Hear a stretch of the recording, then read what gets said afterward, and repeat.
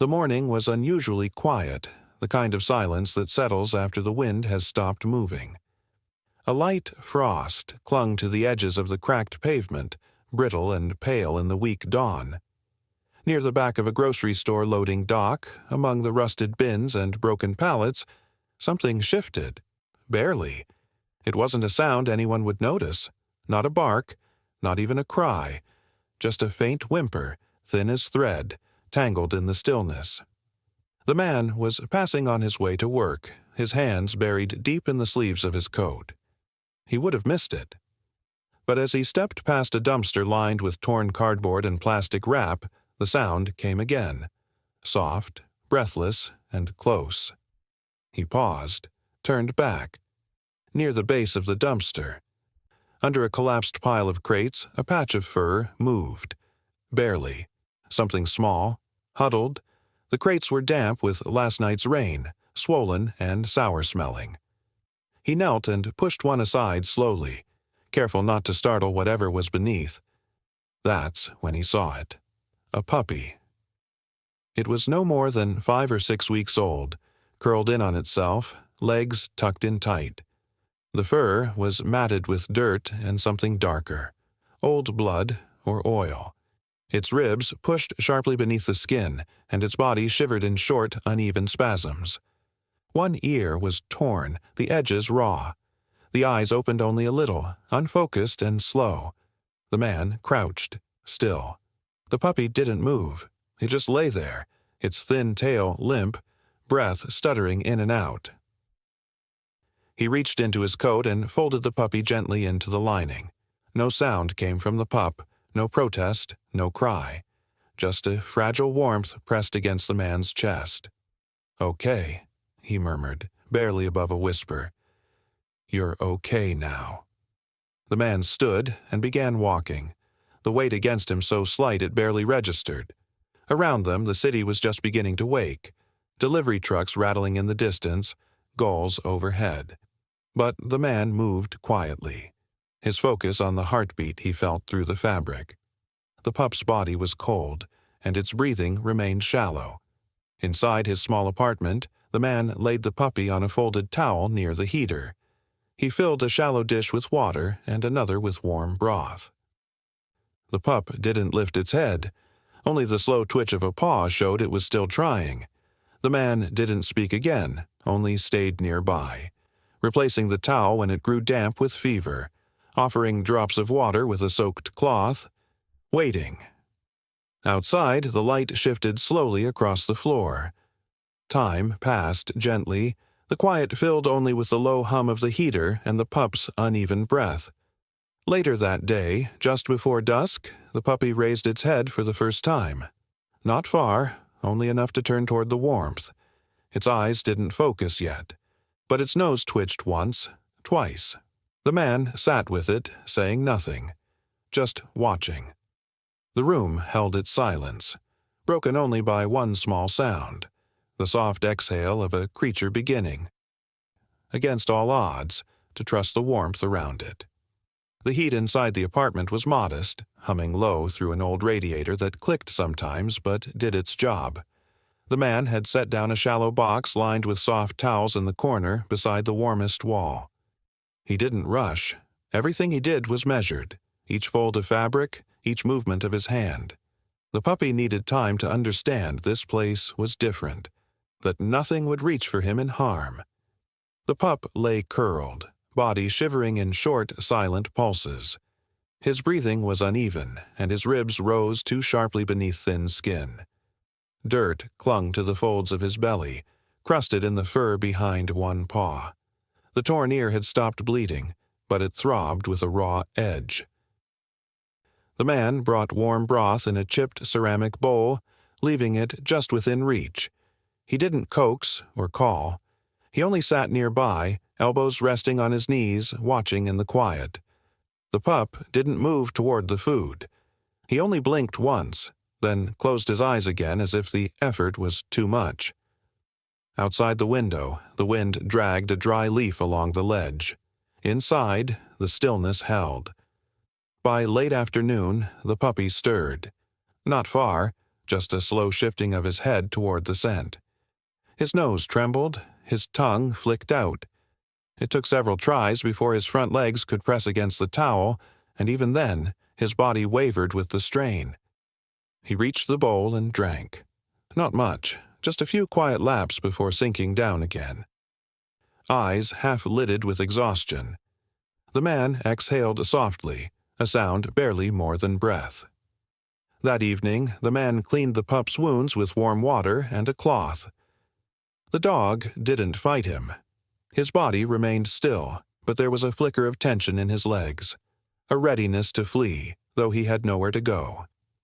The cloth moved gently over his ear, and the man whispered low, "Easy now."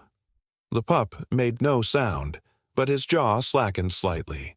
Not relaxed, just not clenched. That was enough. By the second night, the tremors in the puppy's body had softened. He rested more often on his side now, no longer curled so tightly into himself. His paws twitched when he dreamed, and when the man entered the room in the morning, the pup looked up. Not away. He didn't wag his tail. He didn't crawl forward, but he lifted his head and watched. That small moment of noticing, of not hiding, settled like a quiet chord between them. The days moved gently. Short walks across the room, longer drinks from the bowl, a piece of boiled chicken taken from the man's hand, though cautiously. At night, the man left a small lamp glowing nearby, its light casting slow amber across the floor. One afternoon, as a breeze slipped through the open window, the puppy sat up fully for the first time. His spine was still sharp beneath the fur, and his legs were uncertain. But he held himself upright, ears tilted at every creak, eyes slowly taking in the space. The man watched from across the room. He didn't speak this time. He only sat still, letting the pup see him without expectation. In that small, quiet distance, something began to take root. Not trust, not yet, but the first shape of it. A calm that said, at least for now, the cold would not return. The days had settled into a quiet rhythm, the kind that doesn't call attention to itself. Outside, the city continued in its usual pattern. Trucks down narrow streets, bicycles against fences, windows opening and closing with the weather. But inside the apartment, time passed differently. It was measured not by clocks, but by the small movements of healing. The puppy no longer trembled when he walked. His legs, once too thin to carry him far, had begun to strengthen. His gait was uneven, but steady. A quiet persistence marked each step, as though his body had begun to believe that moving forward was not a threat. He would circle the edges of the room now, pause at the corners, glance back toward the man as if checking, then continue. The man kept his presence constant, but soft. He didn't reach unless invited, didn't speak unless needed. There was no leash, no call, no command. Only the ongoing presence of care, clean water, slow meals, warmth, and space. The puppy ate better now.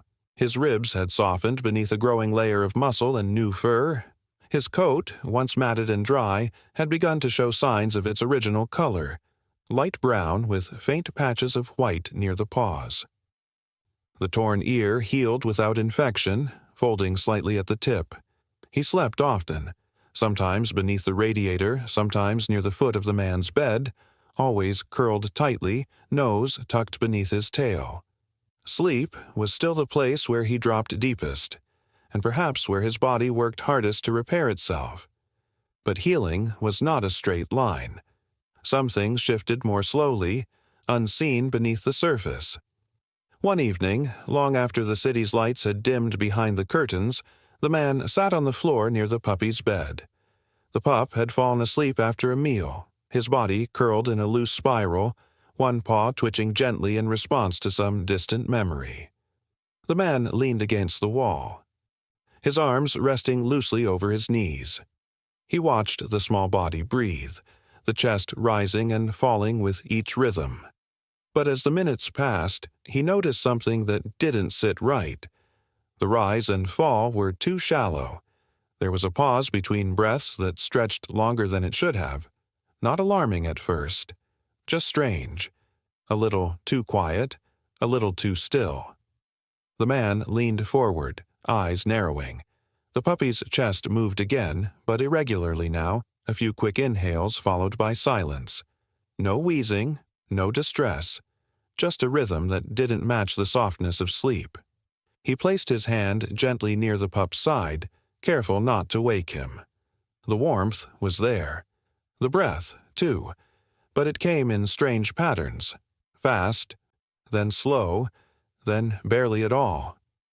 "Not sure what that is," the man murmured, his voice barely above the hum of the radiator. The night passed in fragments. He didn't sleep, not deeply. Every hour he checked again. The pup shifted sometimes, but never woke. Each time the breathing returned to that same irregular pattern. Not worse, not better. By morning, the man called the clinic. I didn't panic, only precaution. He wrapped the pup carefully in a soft towel, the way he had on the first day, though now the puppy was stronger, heavier in his arms. At the veterinary office, the fluorescent lights hummed overhead as the vet listened. She moved slowly, respectfully. Her hands were steady as she examined the chest, took the pup's temperature, and listened to the lungs. She didn't speak right away. She only watched for a while, then ordered a scan. What they found was not an infection, not fluid, not a lung defect. It was something rare, a small mass tucked against the ribs deep in the chest cavity. Not visible from outside, not painful, but inside it had a pulse. Another heartbeat. The vet explained in quiet, measured tones. The puppy had what was known as a parasitic twin, a second body that had not fully developed. It was small, not alive, but still connected. Tissue. Bone. Sometimes these conditions went unnoticed, but in this case it was interfering with the pup's breathing. Slowly, quietly. It wasn't an immediate danger, but it would become one. The only option was surgery. The man nodded once. No questions, no hesitation. Only a soft glance toward the puppy lying on the table, his body still relaxed, unaware. Back at home, before the scheduled procedure, the man made the space as calm as possible. The puppy walked a little less now, but still reached his water, still accepted food. There were no signs of pain, only tiredness, the same uneven breathing, more noticeable in sleep. On the morning of the surgery, the man carried the pup again, wrapped in the same towel. The vet greeted them gently with the same tone she'd used before. Everything moved slowly. The lights dimmed. The table was prepared. He whispered once as he handed the pup over, "You're almost there." Then he waited. The hours passed without drama. The surgery was delicate but precise. They removed the small mass, no larger than a closed hand. It was not sentient, not viable, just tissue that had lingered too long where it didn't belong. The puppy woke slowly, drowsy, disoriented, but the breathing was easier, fuller. His chest rose with a steadier rhythm and his mouth relaxed. That night they returned home. The man placed the pup in his usual corner, fresh towel beneath him, the lamp casting a warm halo around the box. He sat nearby again, as he had so many times before. The puppy slept deeply, this time with even breaths. No sudden pauses, no skipped rhythms. Outside, the wind passed quietly along the eaves. Leaves stirred on the sidewalk, lifting, settling. Inside, a soft sound rose from the floor. Not a cry, not a bark, just the steady, unbroken breath of rest. The man stayed seated until the first light returned to the window. He didn't speak. He only listened. Recovery had begun to feel familiar. The puppy's breathing, once uneven and fragile, had evened out after the surgery. He no longer twitched in his sleep. His appetite had returned, cautious but steady, and he moved with a kind of wary freedom around the apartment. The man kept his routine gentle. Bowls cleaned twice a day, bedding folded fresh, a soft hum of quiet that never pressed too hard. But just 2 weeks later, as the days began to shorten and the air shifted with the first traces of autumn, something changed. The puppy grew still again, not in the way of sleep or calm, but in a kind of pause that suggested his small body was listening to something inside itself. He no longer reached for food in the same eager way. He lay longer by the wall, not curled but stretched out as though space beneath his skin had become crowded. The man noticed immediately. He ran his fingers down the pup's ribs, checking for fever, for swelling. There was no sign of injury, no visible wound. But something didn't sit right. A low, unfocused tension was building again. Not in the room, in the dog. That evening the vet was called once more. Not in panic, only the quiet urgency of someone who had learned to read silence. They returned to the clinic the next morning. The puppy bundled in a towel that still carried his scent, faint and clean. Inside the exam room, the light was soft. The vet moved with care, her hands gentle as she placed the stethoscope against the side of the puppy's chest. She paused, shifted her angle, listened again. Her expression didn't change, but she asked for a scan. The imaging was clear, even to the untrained eye. A shadow, nestled deep in the abdomen, separate from organs but connected by tissue. And within it, a flicker. Not quite movement, not quite stillness. A second heartbeat. The words came slowly, weighted with precision. It was a condition known as fetus in fetu, a parasitic twin, not alive in any conscious way, not viable, but formed enough to have developed its own cardiac tissue, lodged inside its sibling, sustained by it. Rare, unusual, and now it's dangerous. It wasn't growing quickly, but it had reached the point where the puppy's body could no longer hold both heartbeats in balance. His organs were beginning to work harder than they should. His energy was fading without obvious cause.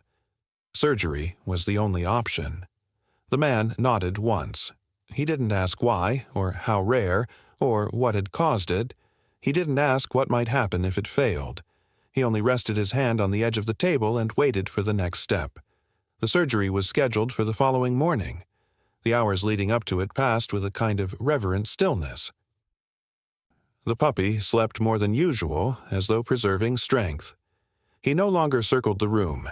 Instead, he chose a single spot by the radiator and rested his chin against the edge of a folded towel. That night, the man sat beside him, one hand on the floor, palm facing up. The puppy didn't move toward it, but he didn't move away either. "You're not alone," the man whispered. Dawn came slow and colorless. A low mist hung over the street outside, and the vet clinic was quiet when they arrived. Inside, everything was prepared. The lights are low. The instruments are sterile and gleaming. The vet moved with precision. No unnecessary words. No rush. The puppy was calm beneath the sedation, his body relaxed, limbs resting in their natural fall. The incision was made with care. Layer by layer the surgeon worked toward the mass. What they removed was no larger than a fist. Tissue, bone, and cartilage partially formed into the shape of what could have been. A second being. A sibling that had never made it beyond the silent folds of shared space. It had no awareness, no pain, no future, but its presence had pressed on the living heart of its twin, asking too much from a body still growing. The mass was removed entirely. The internal tissue was cleaned. The incision closed with slow, practiced stitching. The puppy was monitored for hours afterward. Machines tracked his heartbeat, now steady and solitary. The vet watched for signs of stress, of internal bleeding, of any small turn that could suggest setback. But none came. By evening he was resting again, his breathing even, the slight rise and fall of his chest marked only by the rhythm of a single life. The man returned the next morning. He entered quietly. The puppy lifted his head, eyes half-lidded with sedation. His gaze wandered, unfocused, but for a moment it held. The man crouched near the crate. He didn't reach in. He didn't speak. He only waited. The puppy blinked once, then closed his eyes again, chin settling back on the blanket. The air in the room felt lighter, as though something unnamed had finally let go. The second heartbeat was gone. Only one remained, and it was enough. The first hours after the second surgery were held in a kind of suspended quiet. The puppy lay beneath a thick wool blanket, his chest rising and falling with slow, deliberate rhythm. In the soft, amber light of the small recovery room, his breath no longer raced or staggered. It moved calmly, like a stream returning to its natural course after being blocked for too long. The vet had been careful with her words. It went as well as we could hope. She didn't promise, she didn't soothe. She offered what the man needed most: clarity. The tissue had been removed cleanly. There were no signs of further complications. All they could do now was wait. The man stayed near, not in the waiting room, but tucked in a chair beside the wall. He did not hover, and he did not speak unless asked. His presence was a quiet constant, enough for the dog to sense, but not feel burdened by. As evening drew its lines across the sky, the puppy stirred for the first time. A paw flexed beneath the blanket. His eyes flickered open, unfocused, then closed again. His mouth parted, just slightly, as if testing the room for scent and sound. It wasn't much, but it was something.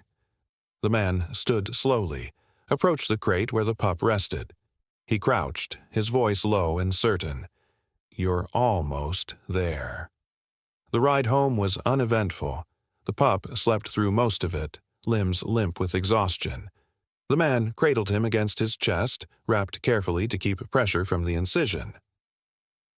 The city lights passed them by in silent rhythm, shadows and halos cast by shop signs, tail lights, blinking crosswalks. But inside the car, nothing moved except breath. Back in the apartment, the routine resumed with an even gentler rhythm. Fresh water near the wall. A soft bed beneath the heater. The radio, once occasionally played, stayed off now. Even the sound felt like a weight. The first night was long. The puppy didn't cry. He didn't moan. But he woke often, shifting, adjusting, as if relearning the shape of his own body. The man woke each time quietly, rising to check the bandage, to lift the water bowl, to whisper calm. No commands, no coaxing, only presence. By morning, the puppy slept without interruption. His body tucked loosely to one side, his head resting across the folded hem of the towel. When the man entered the room, the puppy opened his eyes, not in alarm, but in quiet acknowledgement. Healing had begun again. But this time, it was different. There was nothing foreign pressing beneath the ribs now, no weight that didn't belong. The puppy moved slowly, but the movement was true. When he stepped forward, he was not compensating. His legs moved evenly, small muscles returning to their work. He ate that afternoon, a modest portion, a few pieces of chicken softened in broth. Each bite was followed by a long pause, as if to be sure, but he finished the meal, licked the bowl, sat back. The man watched without smiling. But something in his shoulders dropped. Less tension, less readiness. Just breathe. As days passed, the air outside grew cooler. Mornings arrived with fog pressed against the windows. The puppy began to explore again. Tentative at first. He returned to familiar places, the folded edge of the rug near the kitchen, the narrow corner behind the door. But now, when he lay down, it wasn't in tight circles. He stretched, allowing his body space. And then, one morning, he did something new. The window had been left cracked open to let the fresh air pass through. The man sat nearby, reading something with one hand, the other resting on his leg. The puppy rose, shook out his limbs, and walked across the room. He didn't stop midway. Didn't hesitate at the edge of the unfamiliar. He walked directly to the window and placed both front paws on the sill. Outside, the world stirred in slow rhythm. A delivery truck passed. A bird landed on a wire, cocking its head. The breeze carried scents the puppy had never fully understood, but now felt drawn toward. He watched. No sound, no tail wag, but his ears stood forward, and his body leaned into the wind.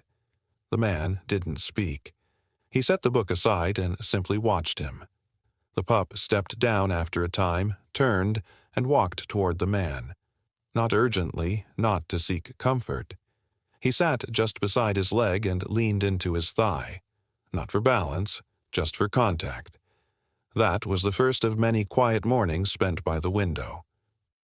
The light shifted through the seasons, sometimes gold, sometimes silver. The wind came stronger as October deepened.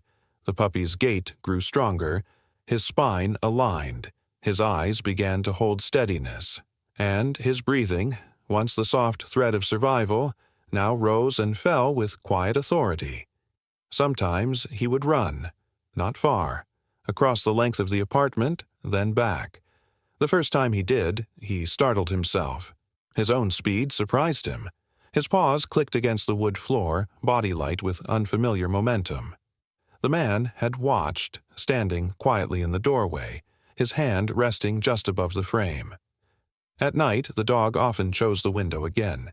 He would sit for long stretches, his body still, his ears attuned to distant noises.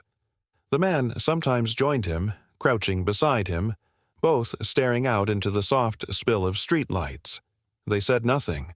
The vet visits continued, but they became less frequent. The last scan showed no abnormalities, no return, nothing hidden. "You got lucky," the vet had said. But the man knew it was more than that. One evening, the sky broke open with rain. It struck the glass with a rhythm the dog had never heard so loudly before. He stood at the window, muscles alert, watching the water chase itself down the pane. He didn't bark, didn't retreat. The man walked over and knelt. The dog turned, met his eyes for a long moment. This time, the man whispered nothing. The quiet had already said enough. As winter approached, the days shortened. Light came in slowly, left quickly.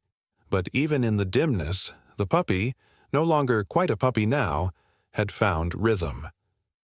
On the first frost morning, he walked to the door without prompting. He stood beside it, looked up once, then sat. The man reached for the leash, not with hesitation, but care. He didn't rush, clipped it gently to the collar. The dog didn't pull. He stepped out into the cold air like he had always known it was waiting for him. They walked together down the steps, past the hedges dusted with frost, through a street slowly waking. There was no destination, just movement, just forward. At a quiet intersection, the man stopped. The dog did too. They stood still for a long time. The wind pushed softly at the man's coat. The dog tilted his head upward and sniffed once. The sky had cleared just enough for light to spill across the rooftops. A faint golden line touched the edge of the sidewalk. The man looked down. The dog looked up. And without a word, they stepped forward again. Not into the beginning, just into what came next.